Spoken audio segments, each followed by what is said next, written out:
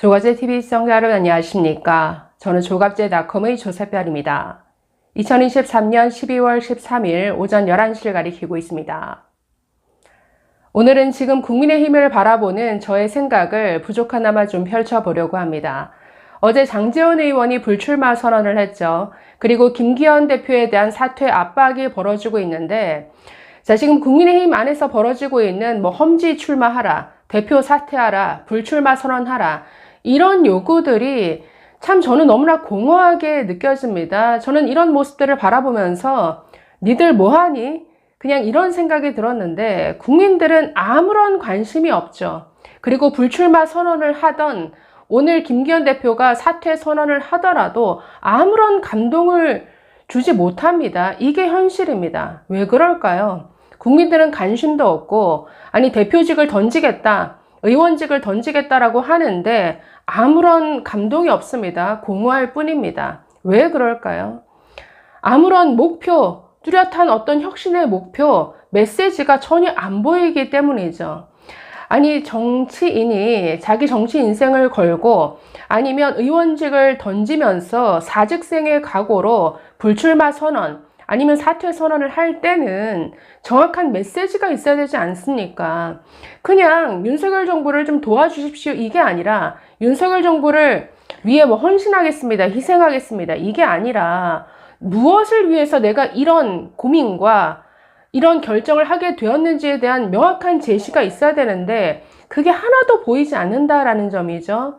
그동안 혁신위까지 꾸려서 혁신을 하겠다, 쇄신하겠다, 이런 목소리가 많았습니다. 여러분, 그런데 국민의힘이 쇄신하겠다라는 또는 혁신하겠다라고 하는 그림이 뚜렷이 잡히시나요? 저는 전혀 다가오지 않는다라는 거죠. 그렇기 때문에 혁신이든 사퇴든 불출마든 그 모든 외침이 공허한 메아리일 뿐이죠. 무엇을 위해 혁신을 하겠다는 건가? 정확한 메시지가 있어야 할 것 아닙니까? 여의도 정치개혁을 하겠다. 적어도 예를 들어서 국회의원 정원수를 줄이겠다. 국회의원이 가지고 있는 온갖 특권들 중에 상당 부분 없애겠다. 그래서 국민 눈높이에 맞는 이런 정치개혁을 이루어내겠다. 이 정도의 메시지라도 있어야 되는데 그거 없습니다. 이뿐 아니라 당내 민주화를 우리 국민의힘부터 확실하게 실천하겠다. 당원을 늘려서 정말 500만, 1000만 명이 당원으로 되어 있는 이런 당을 만들어서 그런 당원들의 어떤 결정으로 모든 것들이 이루어지는 당내 민주주의가 확실히 실현되는 이런 정당을 만들겠습니다. 그래서 윤석열 정부에도 쓴소리할 수 있는, 독자적으로 뭔가 운영되는 당원들에 의한 이런 정당을 만들겠습니다. 뭔가 정당 민주주의라는 이런 확실한 기치를 내걸든가.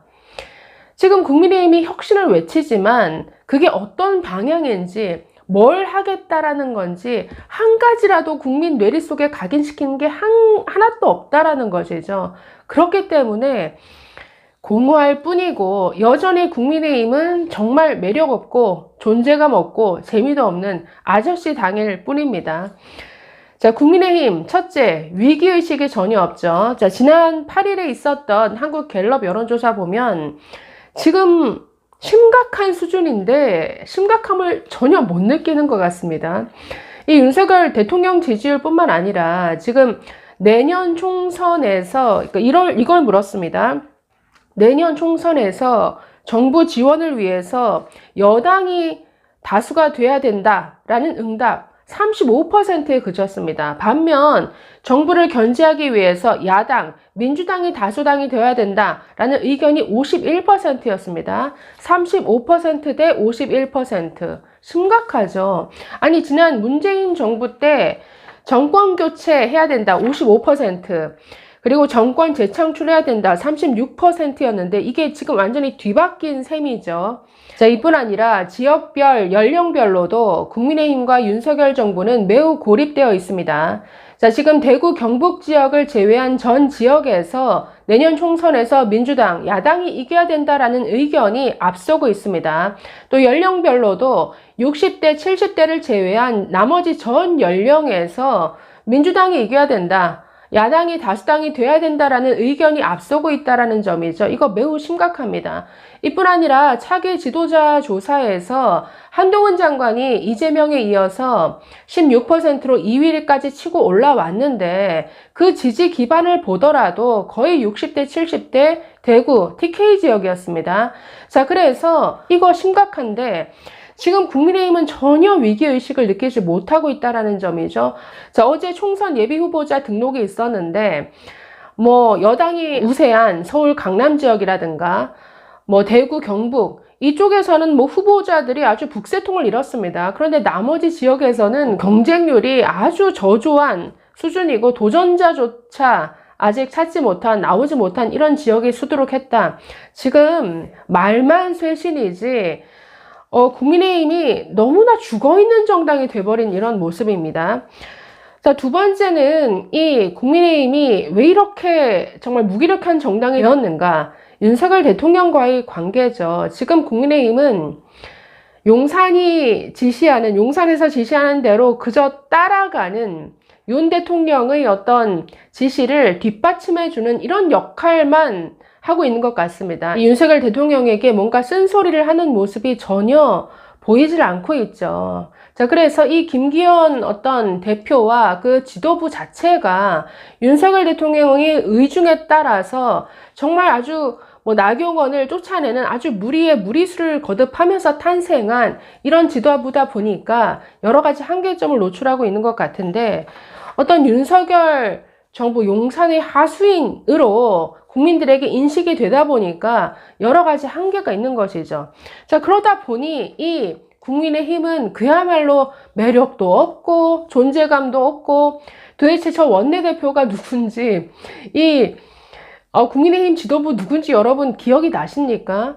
매력 없고 존재감 없고 재미도 없다라는 거죠. 차라리 보는 재미는 민주당이 있죠. 좌충우돌하고 정말 말도 안 되는 황당한 일이 벌어지는 민주당이지만 보는 재미는 있다라는 거죠. 매력 없고 존재감 없고 재미도 없는 그야말로 참 재미없는 아저씨 정당으로 전락한 국민의힘, 이렇게 매력 없고 사람의 관심을 끌지 못하는 정부에 누가 표를 줄까요?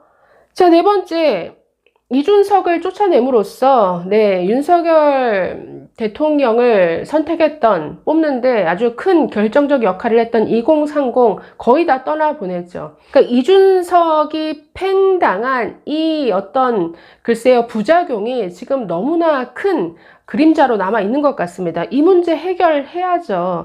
자, 그래서 지금 국민의힘은 그래도 할 수 있다. 한동훈과 원희룡 투톱 체제로 가면은 뭔가 될 것이다. 이렇게 한동훈만 또는 원희룡 장관만 바라보는 이런 모습을 보이고 있는데 그걸로 한동훈이 구원자다. 한동훈만 바라보고 있겠다. 한동훈이 오면 모든 게 다 해결된다.